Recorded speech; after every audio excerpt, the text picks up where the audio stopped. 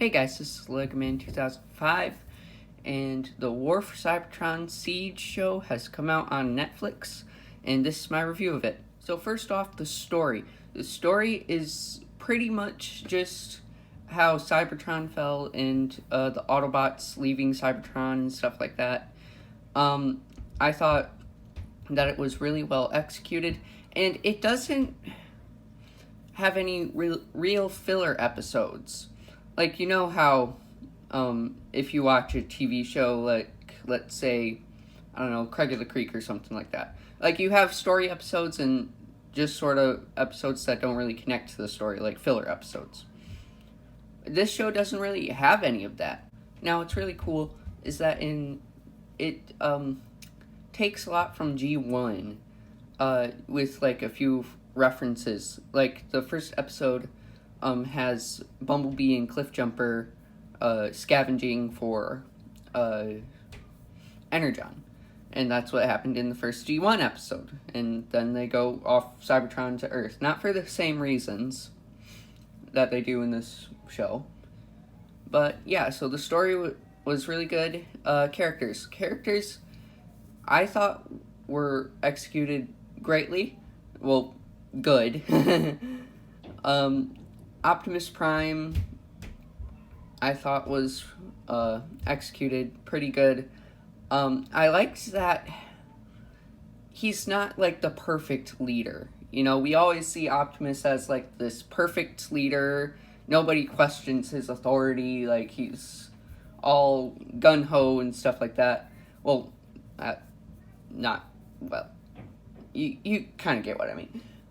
In this show, like, he's not the perfect leader. You really get the sense that they were just thrusted into this war, and they really didn't know what to do. So, in where we pick up, in the beginning of this show, they're low on Energon, and they're scavenging for it. So, what Wheeljack does is hires Bumblebee, which Bumblebee is not,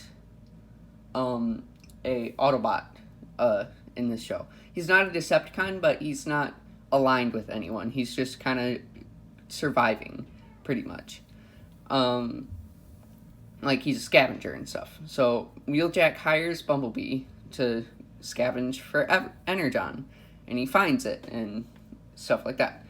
And so, like, they're really low on Energon. I also really like how Megatron doesn't exactly start out as this evil tyrant. I mean, he kind of is, but he's more negotiable in the start of the show.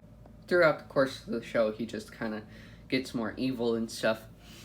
Another character that I thought was really good was Impactor. He had a really cool arc where he started out as a Decepticon, and he says throughout the show that he is still a Decepticon.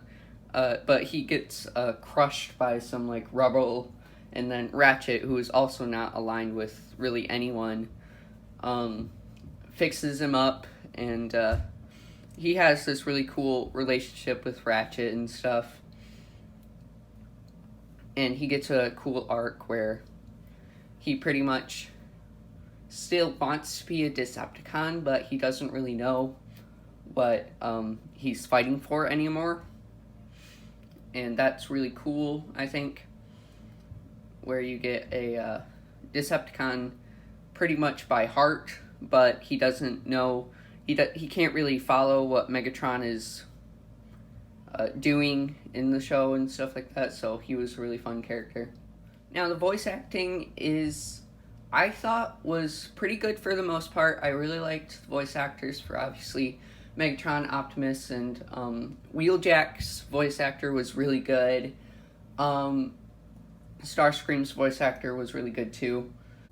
What I thought was really cool is that the voices were synthesized to sound more robotic. But my biggest problem with it is that a lot of the voices sound similar. So, like, if two characters were in vehicle mode and they were talking to each other, you really couldn't distinguish who was talking most of the time. This doesn't happen all the time, but a lot of the voices are very similar, so you can't exactly distinguish who's talking between like two characters and stuff. Another interesting thing about the voice acting is that Shockwave didn't really sound like Shockwave. He sounded more like a mad scientist, you know? And I think that is kind of cool. It grew on me more when I watched the show than it did in the trailer, because in the trailer it was very jarring that Shockwave didn't really sound like Shockwave. Yeah. Now moving on to animation. I thought the animation was great. The company that worked on it, Machinima, did the Prime Wars trilogy, and that trilogy sucked. And swear word coming, because last time I put a swear word in my video, everybody hated on me for it. So, swear word coming, the Machinima Prime Wars trilogy sucked ass. A whole bunch of ass. So, yeah, so if you skipped that part, that's fine. Animation in this show does not suck ass. It's really good. I think it was kind of cool how, they kind of implemented the toy kibble to the show.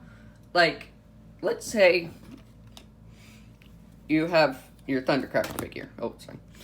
And you're holding your Thundercracker figure in your hand while watching the show. And if you look at the Seeker model in the show, and you turn him around, you can see all, like, the cockpit for the vehicle mode, like, all this stuff, on the backs of the figures in the show.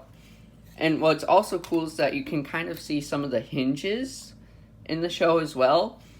Like, right here, there are two hinges, and you can kind of see that in the show. And these blast ports, too, they also added in, like, these holes. They filled these holes in the show, but they're still, like, present. And I thought that was kind of cool that they kind of implemented the kibble in, the figure, in the models and off the figures. The animation was really smooth. It felt very natural to, like, the characters, and, like, these are giant robots on a giant metal planet, and, like, the movements of the characters felt very natural, and, like, this is how these guys would move, like, if they're robots, you know. A few of the running animations, especially in the first episode, but it was kind of, I felt it was a bit weird, a bit janky, you know, but it grew on me as I watched the show further on and stuff. Yeah. Now moving on to giant robot battles. Yeah. A lot of the fight scenes are shootouts. Especially, I think it was either the third or second episode where they think that Ultra Magnus has given them the coordinates to the Allspark, but it's a trap. That whole sequence with them fighting the Decepticons, and, like, the Autobots are spread out and the Decepticons are spread out. That was a really fun sequence. That's also where Impactor gets crushed. He gets impacted. Yeah. In the 6th episode, Omega Supreme comes out of the ground and starts murdering a bunch of dudes. There's a whole fight at the Ark before they lift off and stuff like that. And if you're confused by any of this, type it in the comments. And I will not respond. Just say, I was confused by this review.